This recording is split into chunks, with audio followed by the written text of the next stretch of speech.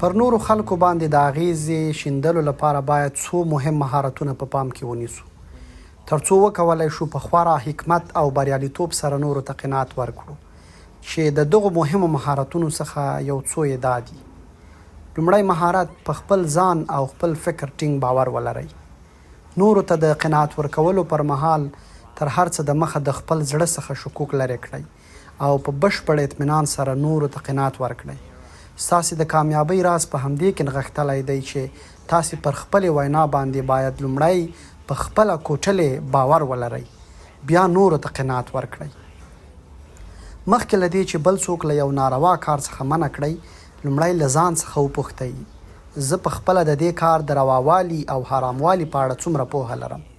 زما دا خبره له قرآن کریم او نبوي سپېڅلو حدیثو سره څومره موافقت لري.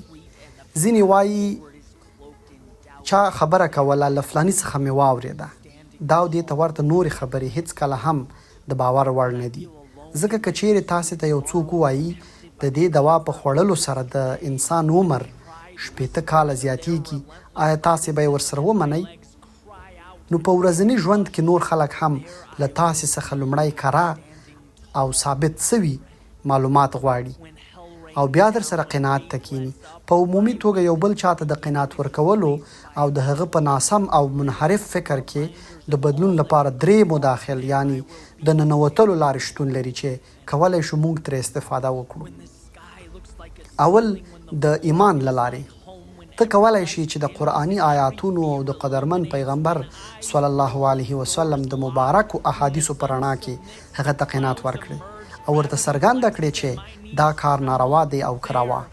البته دې ته په مستقیم ډول د یوې موضوع ثابتول وایي او دا مو هم باید په یاد وي چې د کومو نبوي احادیثو څخه چې موږ خبرې کوو باید په قطعي دلیل او ثابت سوي باندې وي، یعنی موضوعي یا جوړ شوي او ضعیف حدیثونه نه وي. دویم د شخصي تجربو له لارې همداراز ته کولی شي چې د خپلو شخصي تجربو لوستنو او د خپلو تحقیقاتو په رڼا کې هغه ته قناعت ورکړي او یو لړ وثیق یا دقیق او باوري عقلي دلایل ورسره شریک کړي. دریم د انساني کرامت له لارې کله کله ځینې کارونه د انساني کرامت او سلیم فطرت سره ټکر لري. نو کله چې زموږ انسانیت له موږ څخه د دې غوښتنه کوي چې دا ډول پریوتي کارونه باید ترسره نه کړو، نو د یو مسلمان په صفت خو باید ترې ځان وژغورو. ځکه مسلمان یو داسې شخص ته ویل کېږي چې عزت او غیرت او ټولنیز حیثیت لري. نو بیا ولې یو داسې کار ترسره کړئ چې د نورو په وړاندې سپک او حقیر معلوم شي. او مسلمان د نورو انسانانو د حقوقو پایمالونکی شخصیت نه بلکې ساتونکی شخص دی. د صالحه خلکو سره د ځان مقایسه کول. نورو ته د قناعت ورکولو پر مهال دا هم ورته ویلی شو چې ته ځان د اسلام د لوړو امامانو، صحابه و کرامو او نورو صالحو خلکو سره مقایسه کړه، نو پوه بشي چې ستا دا کار څومره سم یا بالکل ناسم دی. دویم مهارت د نورو خبرو ته ښه غوږ ونیسئ او وینا یې مه پرې کوئ. که څه هم چې د نورو خبرو ته تل په توجه سره غوږ نیول یو ستړی کوونکی کار دی او په ځان کې د دې عادت ژوندي کول به زیاتې مودې ته اړتیا ولري، ولې ستاسې دا کار به له دې څخه ډېر غوره وي چې یو سوء تفاهم یا ناسم پوهاوی رامنځته شي. ځکه چې د نورو د خبرو پرې کول کله کله د هغوی په فکر او اعصابو کې ګډوډي رامنځته کوي او ناسم پوهاوي ته لاره هواروي. آیا غواړئ چې یو ښه اورېدونکی انسان جوړ شئ؟ د ښو اورېدونکو انسانانو د جوړېدو لپاره لاندې څو مهم ټکي تاسو سره شریکوو. اول د نورو د زړونو د ښکاره کولو لپاره هڅه وکړئ چې د یوې اونۍ لپاره له ځان سره داسې هوډ وکړئ چې د هیڅ چا خبرې به په هیڅ حالت کې نه پرې کوم، مګر دا چې وینا یې په صراحت سره د اسلامي شریعت سره ټکر ولري، نو په دې صورت کې چوپ پاتې کېدل ګناه ده. دویم هڅه وکړئ چې د نورو د وینا له خلاصېدلو سره سم خپلې خبرې پیل نه کړئ، بلکې ښایي چې خپله وینا له لږ څه ځنډ وروسته پیل کړئ تر څو تاسې ډاډمن سئ چې د هغه وینا پای ته ورسېدله. تقریبا 15 ثانیې په پام کې ونیسئ او که چیرې تاسې هم کوم نظر ولرئ نو ښه به وي چې د هغه د وروستي نظر په اړه خپلې څرګندونې پیل کړئ. دریم د هرې ورځې په پای کې له ځان سره محاسبه وکړئ چې نن مو څو ځلې د نورو خبرې مخکې له بشپړېدو پرې کړي او څو ځلې مو د ورځې په اوږدو کې وکولی شول خپل احساسات په قابو کې راولئ. نو د خپل دې کار شمیر ځان ته معلوم کړئ. څلورم، نورو ته هیڅ کله هم د دې لپاره غوږ مه نیسئ چې وروسته یې بیا پرې خبرې رد کړئ. پنځم، جزئیات له پامه وغورځوئ او یوازې مهم ټکي په خپل ذهن کې ځای پر ځای کړئ. دریم مهارت، نرمه لهجه او ښه کلمات وکاروئ. لومړی پر خپل ځان پوره باور ولرئ چې زه نورو ته کولی شم قناعت ورکړم.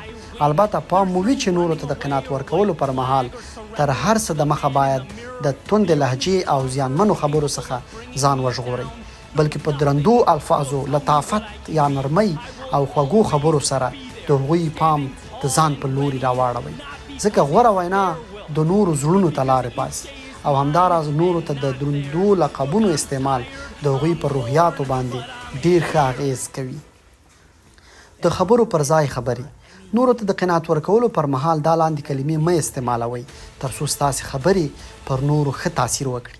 د مثال په توګه، اول ورته مه وایئ چې ستا نظر غلط دی یا مثلا ستا خبره غلطه ده، بلکې ورته ووایئ چې دا هم یو نظر دی او یو څو نظرونه نور هم شته. دویم، ورته مه وایئ چې ته په هیڅ هم نه پوهیږي، بلکې ورته ووایئ چې اجازه راکړئ زه به یې درته واضح کړم. دریم، ورته مه وایئ چې ته بلکې د هغه د توقیر او درناوي په خاطر ورته ووایئ تاسې ښاغلیه، قدرمنه، ګرانه. څلورم، ورته مه وایه چې غوږ شه، چپ شه، بلکې پرېږدئ چې هغه خبرې وکړي او پرته له دې چې خبرې ور پرېږدئ ښه غوږ ورته ونیسئ. پنځم، ورته مه وایه چې بس زه پوه شوم، بلکې ورته ووایئ آیا ستاسې خبره خلاصه شوه، اوس زما خبره واورئ. شپږم، ورته مه وایه چې آیا په څه باندې پوه شوئ او که نه، بلکې ووایئ آیا زما خبرې واضح دي، خدای دې وکړي چې زما په خبرو ښه پوه شوي یاست.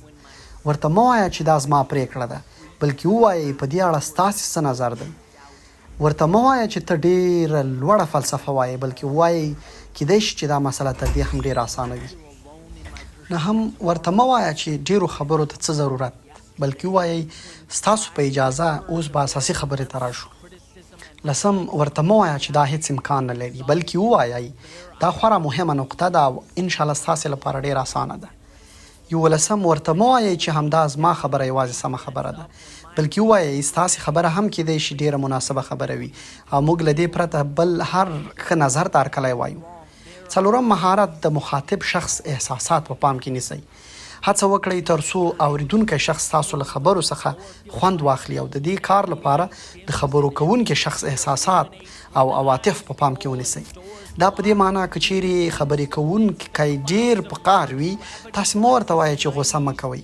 په دې حالت کې معقوله به دا وي چې تاسې هم د ځان لپاره جدي حالت غوره کړئ او په بشپړ زغم ورته غوږ ونیسئ. او که چیرې مو یو څوک داسې ولیده چې زړه یې خواشینه یا خفه وي نو د زړه خواله ورسره وکړئ او د هغوی د خفګان د لاملونو په اړه ترې پوښتنه وکړئ تر څو پوه شئ چې کومې ټولنیزې ناخوالې په ژوند کړاو ته بولی. ځکه یو اوریدونکی تر هغه پورې ستا خبرو ته ښه غوږ نه نیسي تر څو پورې چې تاسې د نورو مشکلاتو دردونو ته ښه غوږ ونه نیسئ. پنځم مهارت، مه غوسه کوئ او نه هم پر نورو ملنډې وهئ. نورو ته د قناعت ورکولو پر مهال خورا ارام اوسئ. د هغوی په مزخرفاتو یا پوچو ویناو باندې له خورا زغم څخه کار واخلئ. تاسې یو ځل د نوح علیه السلام تاریخ ته وګورئ چې څه کم 1000 کاله خپل قوم ته هدایت لوري ته راوباله او په دې لړ کې هغوی ته د قناعت ورکولو لپاره کلونه له پوره زغم څخه کار واخیست. د یو مسلمان په صفت ښه به وي چې دا لوړ انساني افکار او خویونه له خپل پیغمبر صلی الله علیه وسلم څخه زده کړو.